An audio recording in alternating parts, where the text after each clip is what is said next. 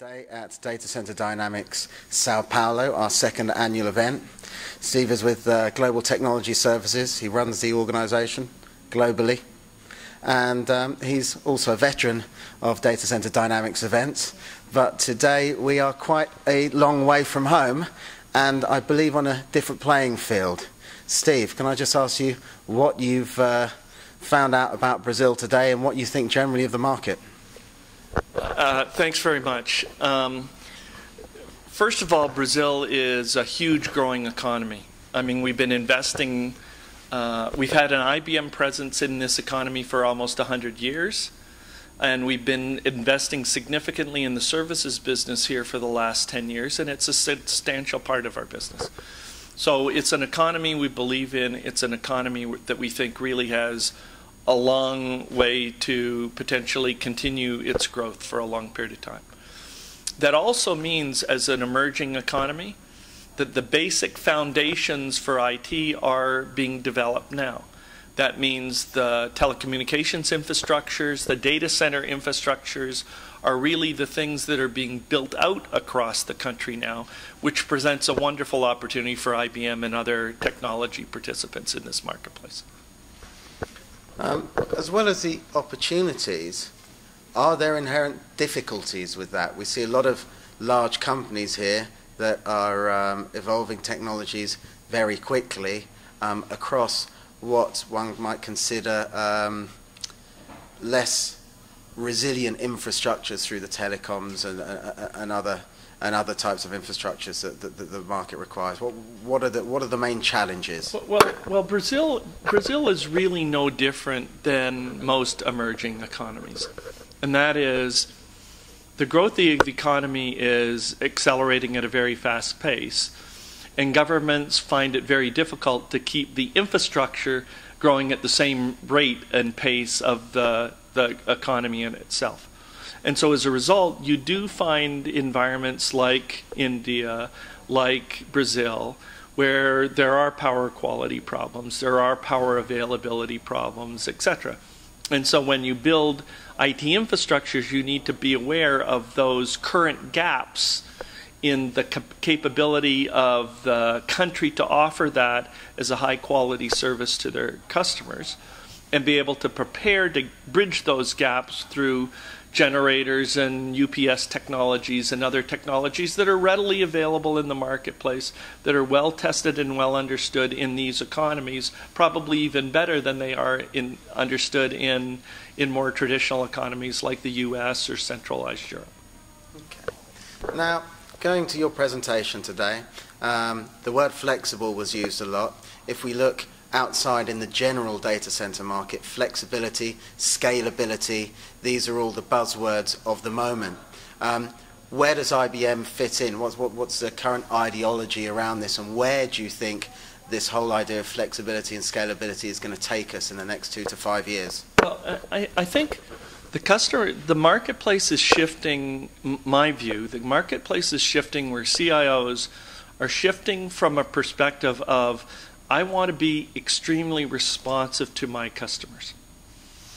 And in that environment, what they used to do is they used to say, okay, you need more capacity, here's a new server, it's yours, and they plugged it in and they got it up and running and they handed it to the client as quickly as possible. When the financial downturn occurred a couple of years ago, those IT executives started relooking at what they had done and realized that that server that they just handed that particular customer in their community was only running at 3 or 5% utilization. And that there's a significant cost to running that server at that level of utilization, because it was using 100% of its energy, it was using 100% of its cooling capacity, but was only using 3 or 5% of its available work capacity in the marketplace. So I think CIOs now are thinking just as importantly about being responsive to the customer, but being responsive to the customer in an operationally efficient way, which means, how do I actually drive the utilization of the technology that I have, the technology that I buy, up much higher than it is? And that's playing itself across the server and storage landscapes, across the workstation landscapes, and around the data center landscapes. If you look at the data center landscape in particular, the traditional approach was I project for 20 years what my requirements are, and then I build a data center to cover that 20 years of requirements. There were two challenges with that. First of all, it's very capital and operating cost inefficient, because in the first year that data center might be only 10 or 15% full and slowly fill up over the next 20 years to its peak planned capacity at year 20, and then they need to build a new one. So you spent in year one all of your requirements for the next 20 years instead of kind of buying what you needed when you needed it. The second reason it's pretty inefficient is because, quite frankly, customers can't predict anything. Technology companies can't predict anything beyond 5 years in advance.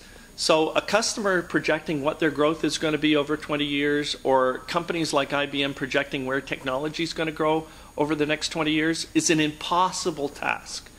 So you've got a model that is operationally and capital cost intensive, and quite frankly isn't flexible for all the changes that are really going to occur over that 20 years. So it was very clear to us that the data center model needed to change toward flexibility, toward modularity, towards plug-and-play capabilities. So the way we're basically designing data centers today is we're designing data centers to reach an ultimate goal, some defined set of capacity over a period of time, but that design is basically a plug-and-play design. So if I need 20 racks at 3 kilowatts per rack today, then that's the amount of power and cooling capacity that I plug into that data center. If over time that 3 kilowatts per rack changes to 12 kilowatts per rack, then I just continue to add incremental power and cooling to that basic infrastructure in a plug-and-play manner so that that capacity is reached when I need it, and I pay for it when I need it.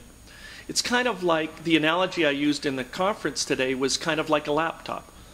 Laptops are designed not knowing what your ultimate use was going to be. And as a result, there are things like a memory bus where you can plug in more memory when you need it, because they don't really know what applications you'll use or what the next release of Microsoft 21 is going to require. And so they give you the flexibility there. They typically now have a couple of extra bays to plug in more disk drives or more CD-ROMs or DVD drives or whatever you might need in the future. So we're designing data centers in that same manner where you can plug and play those components, which quite frankly make up 60% of the total capital cost in the data center build. You can plug those components in when you need them. And as a result, we now have customers that are building data centers, and their initial footprint is only 1/12 of what the ultimate capacity that data center will eventually become. And as a result, they're paying significantly less dollars today than they would have if they built that whole thing out from the beginning. Okay. Well, thank you, Steve. That was a very thorough overview of modular, scalable, and flexible. We look forward to seeing what new innovations will be coming out of IBM over the next couple of years, and we look forward to seeing you very soon at a DatacenterDynamics event. We'll see you at the next conference. Thanks.